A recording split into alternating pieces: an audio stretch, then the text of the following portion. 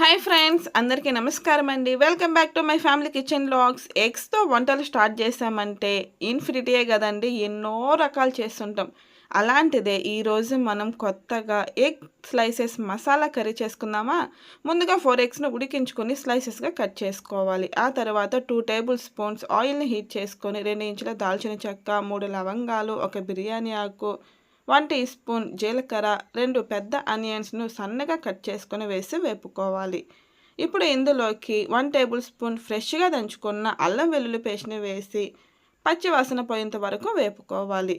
ఆ తర్వాత mixie jar తీసుకొని 3 టమాటాలు, అలాగే కొంచెం కొత్తిమీర, 2 పచ్చిమిరపకాయలు వేసి బాగా గ్రైండ్ చేసుకున్న తర్వాత వేపుకున్న ఆనియన్స్లోకి వేసేసుకొని ఒకసారి బాగా కలిపేసేయండి. ఇప్పుడు ఇందులోకి 1 టేబుల్ స్పూన్ కారం వేసుకోవాలి. అలాగే హాఫ్ టీ స్పూన్ మిరియాల పొడి, హాఫ్ టీ స్పూన్ జీలకర్ర పొడి, 1 టేబుల్ స్పూన్ ధనియాల పొడి, half teaspoon garam masala వేసి మసాలాలు మొత్తం పచ్చివాసన పోయేంత వరకు వేపుకోవాలి. ఆ తర్వాత కొంచెం కరివేపాకు వేసుకోండి, ఫ్లేవర్ చాలా బాగుంటుంది. అలాగే రుచికి సరిపడా ఉప్పు వేసి ఒకసారి బాగా కలిపేసేయండి. ఇప్పుడు ఇందులోకి 2 టేబుల్ స్పూన్స్ ఫ్రెష్గా కమ్మగా ఉండే పెరుగు వేసి కలిపేసేయండి. మీ పిల్లలకైతే చాలా బాగా నచ్చుతుందండి. ఎప్పుడు ఒకేలా కాకుండా ఇలా కొత్త కొత్తగా ట్రై చేసి పెట్టారంటే ఎవరైనా కూడా హ్యాపీగా తినేస్తారు కదా.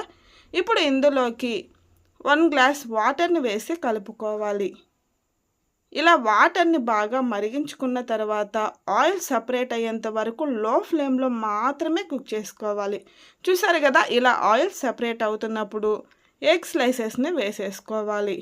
ఇలా 2 వైపులా 2 నిమిషాలు బాగా కుక్ చేసుకున్న తర్వాత కొత్తిమీరతో వేడి వేడి రైస్లో కానీ చపాతీలో కానీ సర్వ్ చేసుకున్నారంటే సూపర్ టేస్టీగా ఉంటుంది.